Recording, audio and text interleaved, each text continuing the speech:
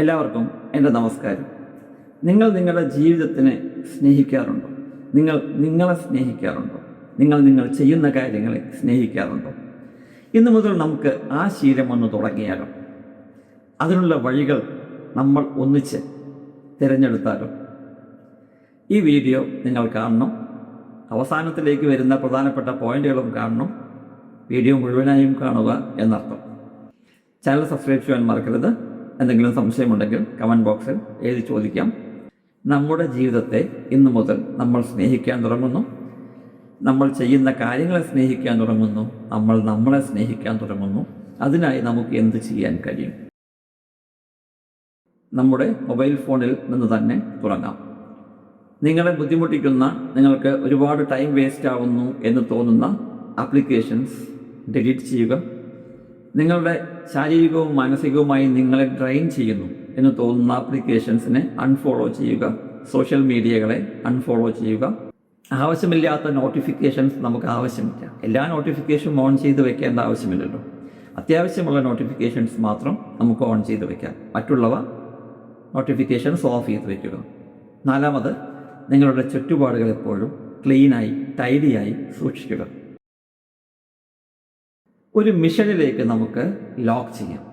ഏറ്റവും പ്രധാനമെന്ന് നിങ്ങൾക്ക് തോന്നുന്ന ഒരു ഗോളിലേക്ക് നമുക്ക് ലോക്ക് ചെയ്യാം.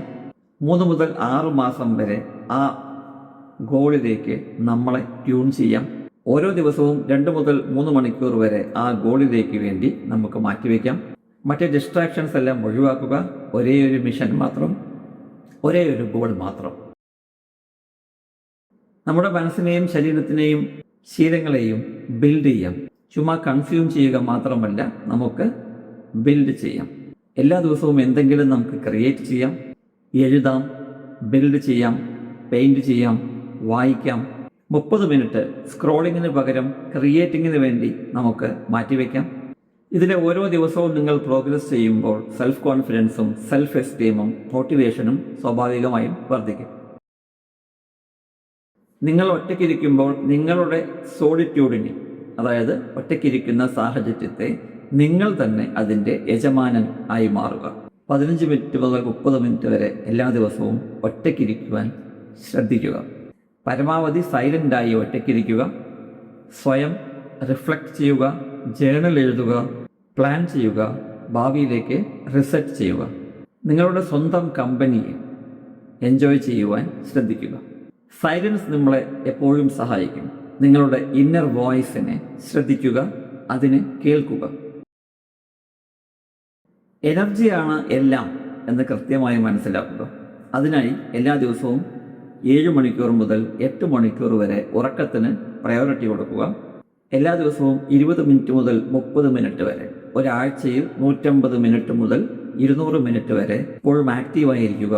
നടക്കുക, ഓടുക, എന്തെങ്കിലും ഗെയിംസ് കളിക്കുക. ഇതിലെല്ലാം പ്രാധാന്യം കൊടുക്കുക. നിങ്ങളുടെ ശരീരത്തിൻ്റെ എനർജി ഫ്യൂവൽ എന്ന് പറയുന്നത് ധാരാളം വെള്ളം കുടിക്കുക എന്നുള്ളതാണ്. അതേപോലെ നല്ല ഭക്ഷണം കറക്റ്റായ സമയത്ത് അമിതമല്ലാത്ത രീതിയിൽ കഴിക്കുക. നല്ല എനർജി ഉണ്ടെങ്കിൽ നല്ല മൂഡും നല്ല ഫോക്കസും നല്ല ലൈഫും ഉണ്ടാകും എന്നർത്ഥം. മൈക്രോ അഡ്വഞ്ചേഴ്സ്, ചെറിയ അഡ്വഞ്ചറുകൾ നടത്തേണ്ടതും വളരെയധികം ആവശ്യമാണ്. ഓരോ ആഴ്ചയും തൊട്ടടുത്തുള്ള അല്ലെങ്കിൽ നിങ്ങൾക്ക് എത്തിപ്പെടാവുന്ന തരത്തിലുള്ള പുതിയ സ്ഥലങ്ങൾ കാണുക, പോയി ആസ്വദിക്കുക. എല്ലാ ആഴ്ചയും ഒരു പുതിയ ആക്ടിവിറ്റിയോ ഏതെങ്കിലും വർക്ക്ഷോപ്പോ നടത്തുവാൻ അല്ലെങ്കിൽ പങ്കെടുക്കുവാൻ ശ്രദ്ധിക്കുക. ഓരോ ദിവസവും അല്ലെങ്കിൽ ഒരാഴ്ചയിൽ ഒരു ദിവസം പുതിയ റൂട്ട് തിരഞ്ഞെടുത്ത് പുതിയ ആളുകളുമായി സംസാരിക്കുവാനോ അല്ലെങ്കിൽ പരിചയപ്പെടുവാനോ സാഹചര്യം ഒരുക്കുക. ഓരോ പുതിയ എക്സ്പീരിയൻസിനും യെസ് പറയാൻ പഠിക്കുക. നിങ്ങൾക്ക് എപ്പോഴും ഒരു പെർഫെക്റ്റ് ലൈഫ് വേണം എന്നല്ല, പകരം നമ്മുടെ ലൈഫിനെ നമ്മൾ അനുഭവിക്കുക, അതിൽ സന്തോഷിക്കുക, അതിൽ ഫുൾഫിൽ ആവുക എന്നുള്ളതാണ് ഏറ്റവും പ്രധാനം. ഈ വീഡിയോ കണ്ടതിൽ എല്ലാവർക്കും നന്ദി. നമസ്കാരം.